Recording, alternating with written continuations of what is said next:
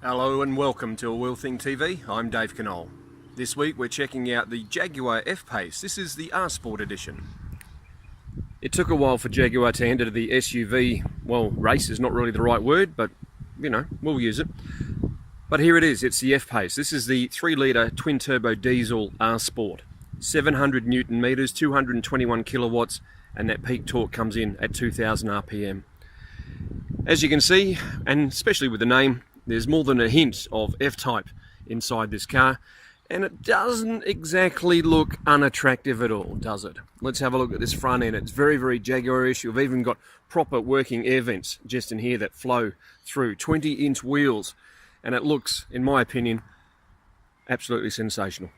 Inside, it's a very vibrant mix of red and black, and we've got even a black sunroof, which actually does work quite well. In the back, we've got these beautiful seats. They're sculpted. There's plenty of room for most people. Even with a setup like this, you've got twin zone air conditioning for the rear seat passengers, folding seats, of course, but it really is about what it is here in the front.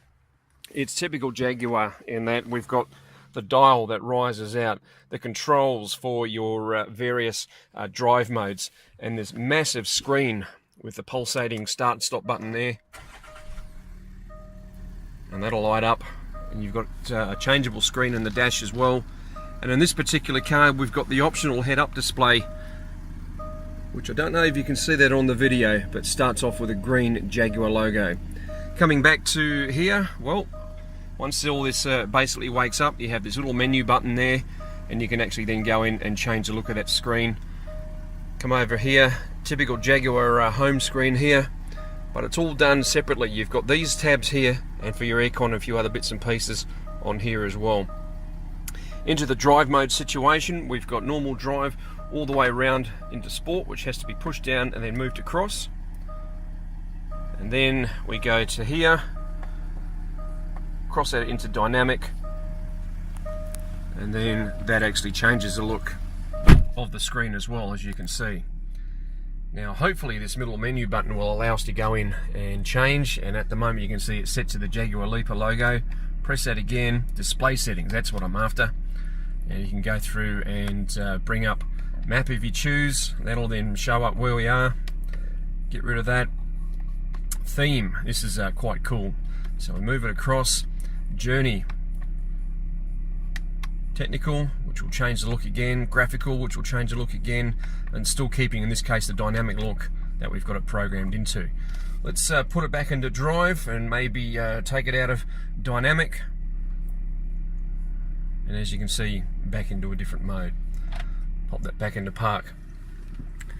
Across to here, Bluetooth, digital radio fitted as well. There's a 10 gigabyte hard drive which you can use, even an old style CD slot, which is fantastic to see.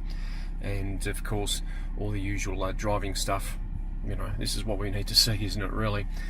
It is just beautiful on the inside. The only quibble I have with the design is the way that these corner vents are done for the air conditioning. In my opinion, they should be done as a more laid-back style, and I'll bring that back across to here. And if we have a look, there is an angle that basically points downwards, not upwards. If it was flat all the way across like this section here, then you'd actually have more of a chance to have the air blowing up.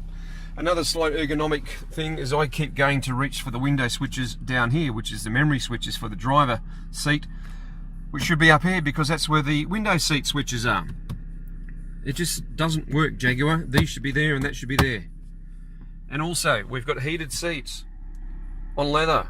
Where's the ventilation? The R-Sport is fitted with 20-inch rims with Continental tyres at 255 by 50 in profile. They provide some beautiful grip and a beautiful ride. That's one of the big things about the F-Pace. It's been talked about just how fluid, how smooth and how well tuned the ride is.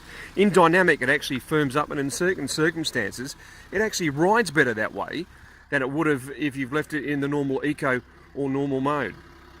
Underneath that bonnet, as I mentioned, there is that power bulge for the 3-litre diesel, 700 Newton meters, and really, once you've got the welly sunk in, it absolutely rockets along. You can even set up the car in that display to set it so it's more of a rear-wheel drive configuration as opposed to an all-wheel drive, which is what, of course, this car is fitted with. Really, Jaguar, you've done a superb job with the F-Pace. It's a fantastic car. Sitting on the inside of the F-Pace, it's very quiet. It's amazingly quiet. Even out on the road when you've got the diesel wound up, and we say wound up when you're talking anywhere between 2,000 and 3,000 RPM out on the highway, it basically does cruise at around 1,500 RPM at 110 k's an hour with that 8-speed gearbox. It's smooth, it slurs, but that quietness adds to the kind of ambience that the car has. And then when you want to listen to the 825 watt 17 speaker Meridian sound system, well, you don't have all that extra noise intruding into what you're trying to listen to. It's a beautifully set up system, well balanced, just enough punch down low, beautifully clear highs, and a very, very good mid-range that really does cut through. If you really want to play with this car, there are so many different things you can do inside this touchscreen here. But at the end of the day, it's a Jaguar. It is all about grace, pace, and space. With the car put into dynamic mode and sports with the drive selector, you've got these options here which you can go in and basically customize. You've also got a G-force meter in here which will tell you just sort of where you've been. If we back out of that again, you go in, so you can go in and change it, and also will have you give you information, so dynamic increasing steering feel and feedback in the gear shift. There we go, it tells you all you need to know. Very simple, very intuitive, and very user friendly.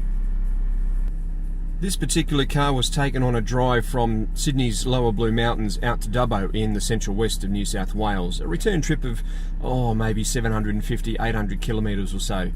With that 3-litre diesel, the car with a gross weight of 2.5 tonnes, the average, just 7.5 litres of diesel for every 100 kilometres. With the onboard navigation system, Jaguar have kept it very much like a smartphone or a tablet, in that you can pinch and zoom and swirl around and all those kind of things. Well, maybe not swirl around, but definitely a pinch and zoom setup. It's effective, it works really well, and the actual setup in regards to how you can set your destinations is also very, very simple. It's this little badge here that tells the story. 3 litres, twin turbo, diesel, 700 Newton meters of torque at just 2,000 RPM. The Jaguar F-Pace R Sport, it's an absolute ripper, and I would have absolutely no hesitation at having it in my house. Here's why. For World Thing TV, I'm Dave Canole.